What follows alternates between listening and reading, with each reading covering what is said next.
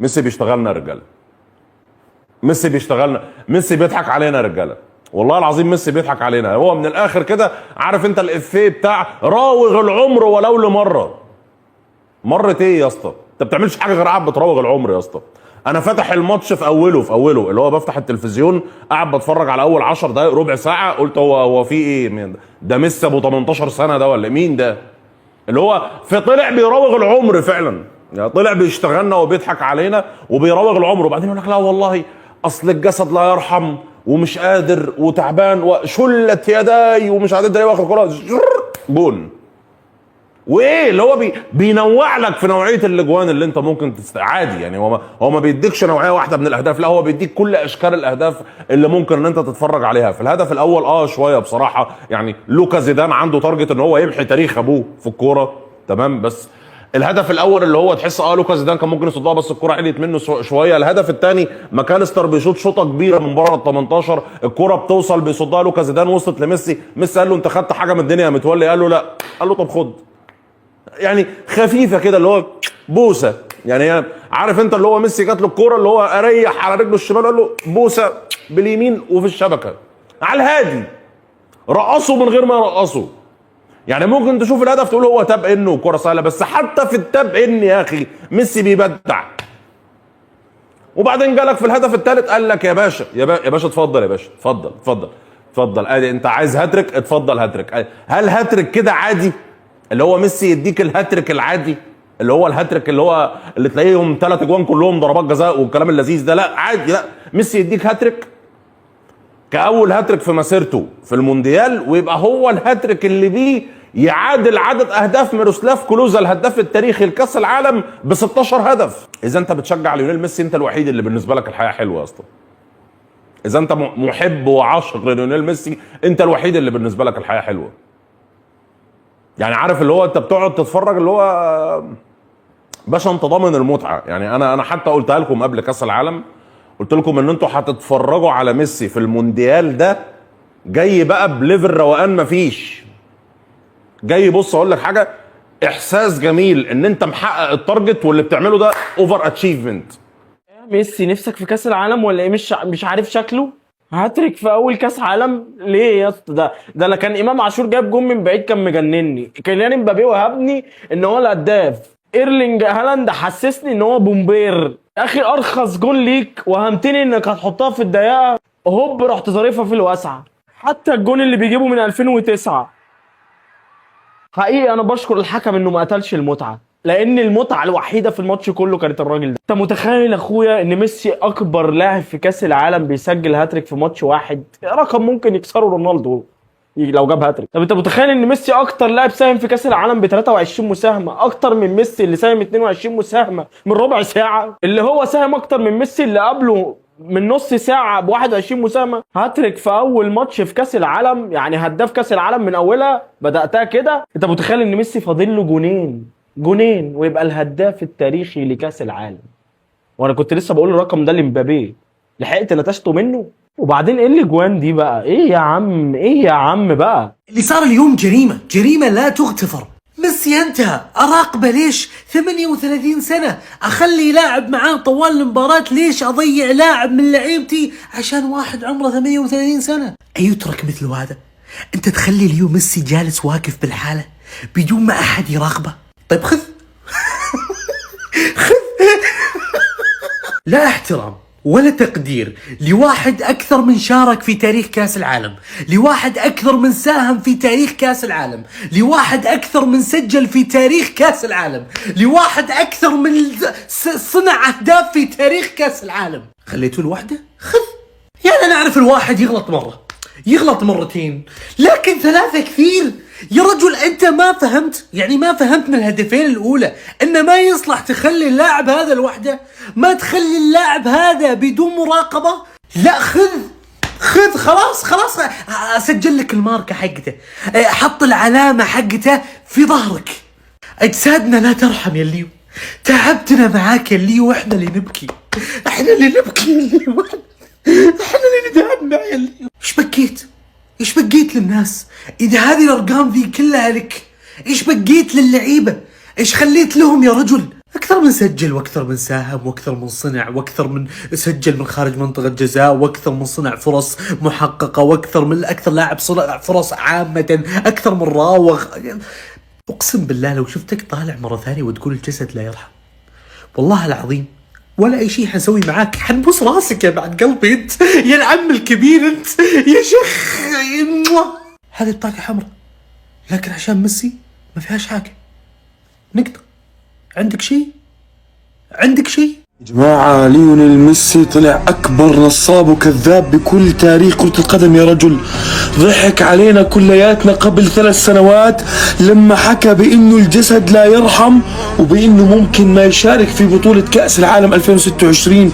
يا رجل أنت ما بترحم، مش الجسد لا يرحم، أنت لا ترحم أي خصم. هاتريك لليونيل ميسي بأول مباراة له بنسخة كأس العالم 2026 ليصبح هداف كأس العالم التاريخي واكثر لاعب مساهمة للاهداف بكل تاريخ بطولة كأس العالم. ليونيل ميسي اللي قال الجسد لا يرحم ضحك علينا كلياتنا، ضحك علينا كلياتنا، ومن بعدها اجا باول مباراة سجل هاتريك. والله ميسي مغرور اكثر من رونالدو، اللي كان يقول كلام غير كذا غلطان. ميسي اكثر لاعب مغرور في العالم. هتقول لي ليش يا برقة مغرور؟ لاني انا في حياتي ما شفت لاعب يحاول يخرب فرعة اللاعبين زي ميسي. اليوم مبابي يا اخوان مسجل هدفين، اقترب من انه يكون الهداف التاريخي لبطولة كاس العالم. عشان يجي ميسي كذا بدون سبب بالغرور الزايد اللي فيه يسجل هاتريك. هذا هو غرور ميسي. غرور ميسي يخليه ما يخلي اي لاعب يتفوق عليه في اي يوم ولا في اي دقيقة. ميسي غروره ما يسمح له انه يخليك تعيش يوم واحد سعيد. لو شافك أديت أداء كويس اليوم اللي بعده حيلعب أحسن منك. إيه ميسي كل ذا الغرور بهذلت الناس، خلي للناس شوية، عمرك 40. مبارياتكم أفلامكم مسلسلاتكم أوريكس في البايو، الشهر ب6 ريال وكسور، لأن عندهم عرض 15 شهر ب99. كل شيء يخطر في بالك في مكان واحد. لا اقسم بالله العظيم ما نكمل، اقسم بالله العظيم لا اقفل الجيم، اقسم بالله العظيم لا اقفل الجيم، اقسم بالله العظيم لا اقفل الجيم.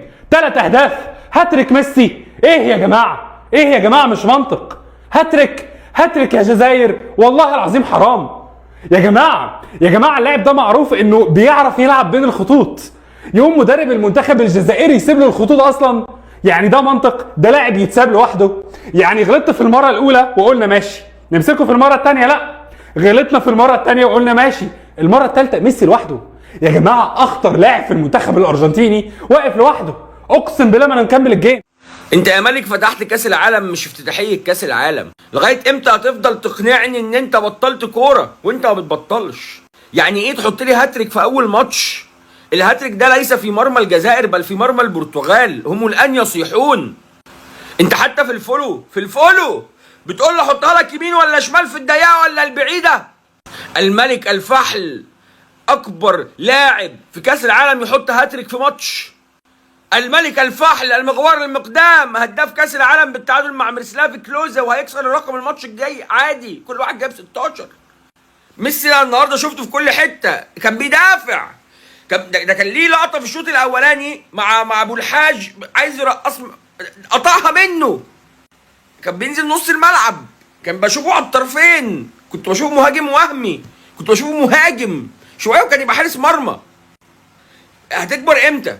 ما احنا لما كل سنه نقعد نقول احنا خلاص ده اخر سنه، ايه راجل العظمه دي؟ ده انت مبسوط بكل اللي جواه. يعني ايه؟ يعني كل ماتشات كاس العالم اللي فاتت دي ما كانش لها لازمه؟ انت عارف كم العبء الرهيب اللي حطيته على المنفوخ رونالدو بكره؟ انت متخيل كميه العياط الموجوده في الكومنتات دلوقتي؟ انت عارف كم واحد دلوقتي بيعيط؟ اراهنك ان رونالدو مسك الريموت ضربه في الشاشه كسرها، كلفت الراجل 8 شاشه. يعني ايه بجد؟ يعني ايه بجد؟ انا في قمه سعادتي. حد يقول لي البالون دور الذهبيه امتى؟ البالون دور امتى؟ ما احنا لسه كاس العالم. كامبيوني ديل موندو. شيل يا طويل العمر، شيل. متنساش تعمل لايك كومنت سيف شير ومش عارف يعني، روح احزن على صحتك اللي انت مضيعها في اي حاجه تافهه. روح احزن بس. ده قدوتك، ده البابا. ما اسمعش حد يقول لي نفسي اشوف البابا واقول له هو ده البابا. يلا فوق. اول ما يوصل 20,000 هنعمل لايك، هنعمل جيفاويز. ارحب ميسي. ايش يا رجل، اقسم بالله انت الافضل في تاريخ جميع الالعاب مو كرة القدم فقط. قالوا حقق كاس العالم الماضي واكتفى به، وحيخرج في كاس العالم الحالي ولن يحقق فيه اي شيء. هاتريك في اول مباراة، ما احتاج لمونديال كامل ليحطم الارقام التاريخية والمرعبة، ما احتاج لمونديال كامل ليثبت ويؤكد انه الافضل فيه بلا منافس. اصل الاهداف عادية، اصل حارس الجزائر سيء، لا، بس هي الفكرة انه انت من كثر ما تعودت على النعمة فصرت تستسهلها وتشوفها عادية. نعمة ايش؟ نعمة ميسي في ارضية الملعب، نعمة ابداع وتفنن ميسي في ارضية الملعب. طغى اقسم بالله. اقسم بالله ما ينفع يا رونالدو، اقسم بالله انت ما فاهم حجم الكارثه اللي انت عملتها. انا في الشات انا واصحابي في 25 بني ادم من 6 الصبح لحد وقتنا ده بنتعاركوا على كريستيانو هيعمل ايه. يجي يقول لك ميسي مدلل الفيفا، والتاني يرد عليه يقول له كريستيانو عمك وعم العيال، يقول له على الاقل ميسي جايب هاتريك في اول ماتش ليه في كاس العالم بتاعك ده هيعمل ايه. عايز اقول لك مش انا لوحدي، انا واصحابي ده لا اله الا الله بيتكلموا في الموضوع ده. يعني انت لو ما عملتش حاجه النهارده هنلاقي كميه كلام عن ميسي انه افضل منك لحد السنه الجايه. انا عايز اقول لك على حاجه، انت حتى لو جبت جون وهو جون واحد وانت مش مطالب منك اكتر من كده في كاس العالم وعادي برضه، حتى لو ما جبتش برضه هيتكلموا ان ميسي جايب هاتريك قدام الجزائر وانت جايب جون قدام كونغو. ينفع اوريك شات صحابي عامل ازاي وعركه عامله ازاي كانهم بيحددوا تحديد مصير لمستقبلهم الجاي. بعيدا على انه ميسي مسجل هاتريك في مباراه الجزائر وتساوى مع كلوزا، ميسي حاليا ما قاعد يتنافس مع كريستيانو، ميسي حاليا قاعد يتنافس مع نفسه بس. اكثر من 12 مباراه، رجل تكفيك المساهمات بس اكثر من 24 مساهمه. شبيحه كريستيانو ويجونوا يهاجمون علي. ابغى اقول لكم من بدري اني انا مدريدي متعصب واني عاشق لكريستيانو، كلام قبل لا يجي للنصر. حاليا الوضع مختلف تماما. رجل في كل مره قاعد يثبت انه يا رجل جوت، افضل لاعب مر في تاريخ الكوره بلا منازع. تبغاها من مساهمات، تبغاها من اهداف، تبغاها من انه رجل مباراة، تبغاها من 1000 شغلة وشغلة. لا تنسى انه ميسي ترى مو اكثر لاعب يجري، كمان ميسي ما هو مهاجم صريح زي كريستيانو وكمان زي مبابي، لا، وكذا مرة يلعب جناح، مرة يلعب خلف المهاجم، مرة يلعب 9.5، مرة يلعب مهاجم، ولكن ما هو مهاجم صريح زي كلان مبابي وزي كريستيانو حاليا. فوق هذا كله ارقامه وقاعد تتعداهم بمراحل. عشان كذا نرجع ونقول الجوت هو ميسي. اشتراك كومنت لايك، سلام.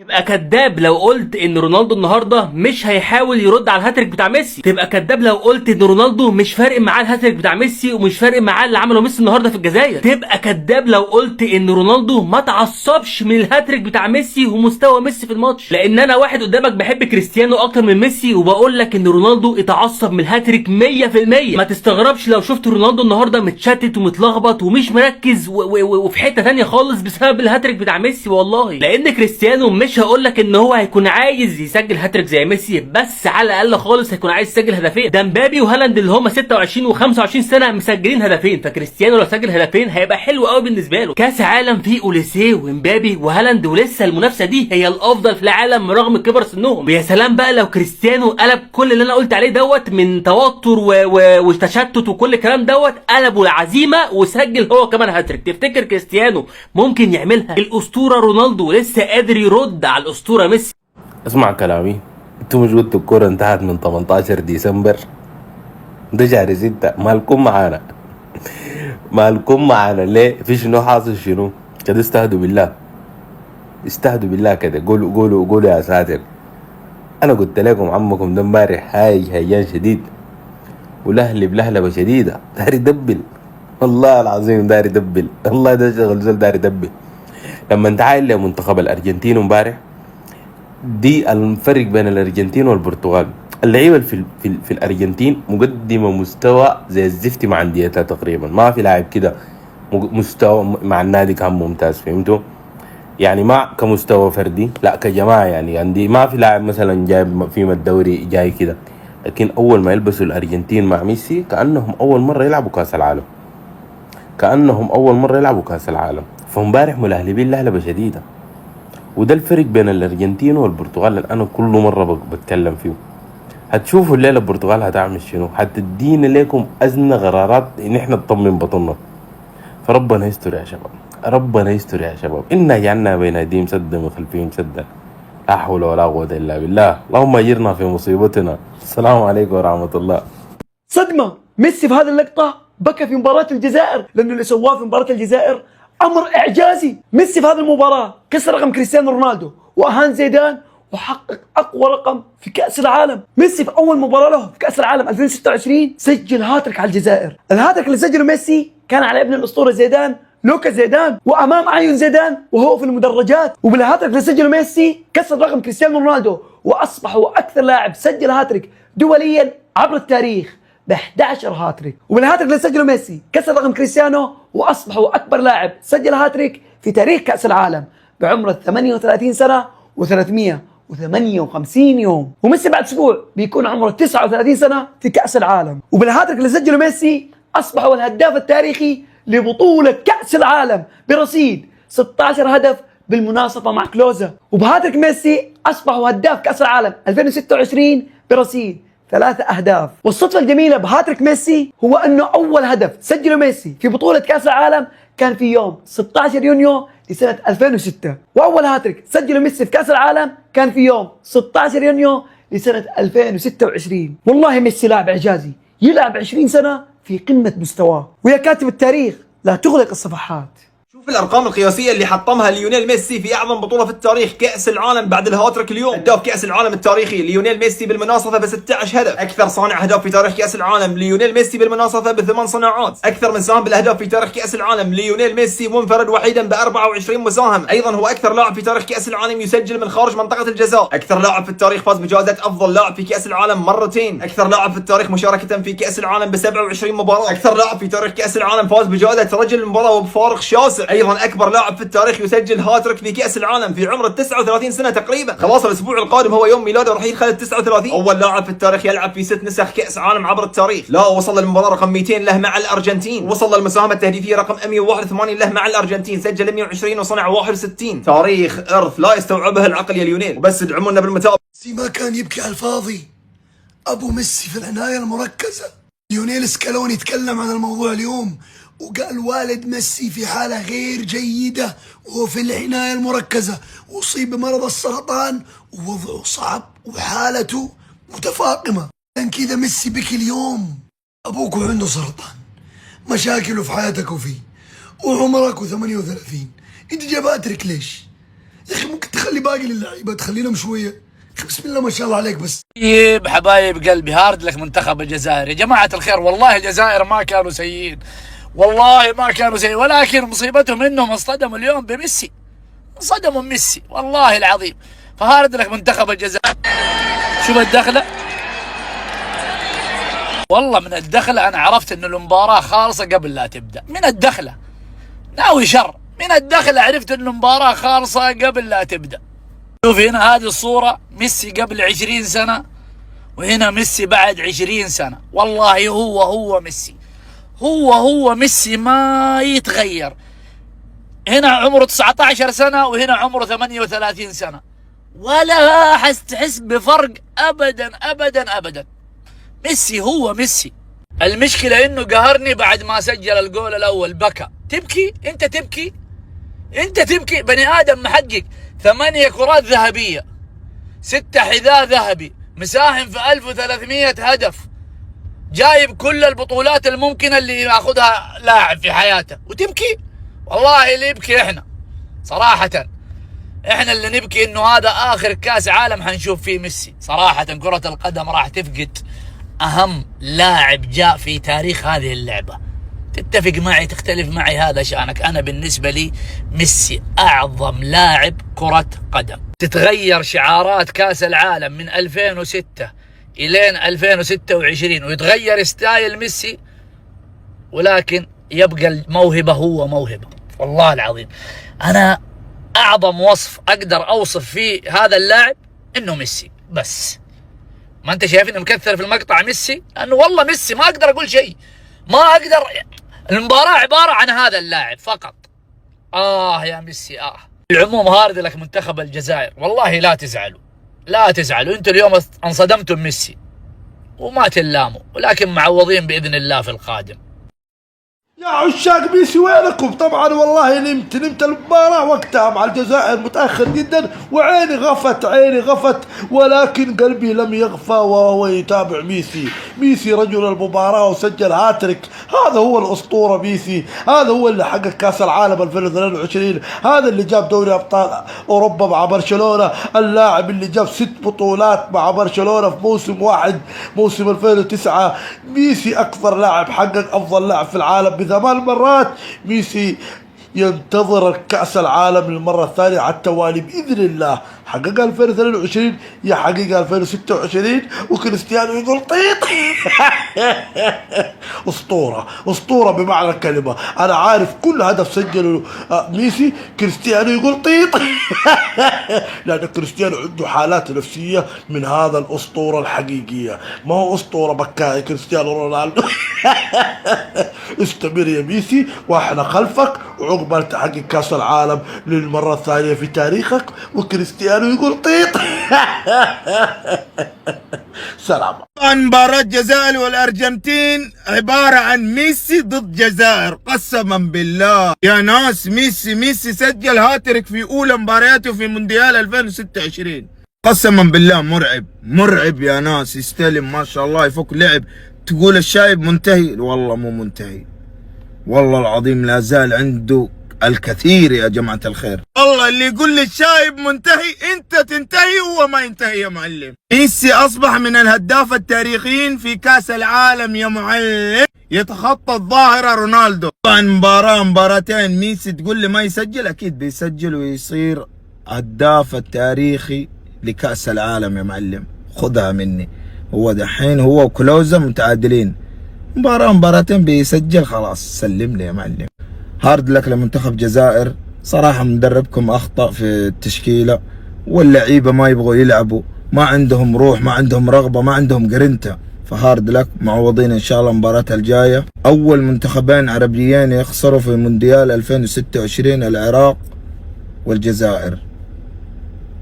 شيك لي يا معلم في كل مونديال ياخذ أفضل لاعب رجل المباراة. تحية لك يا ميسي، والله ارفع لك القبعة.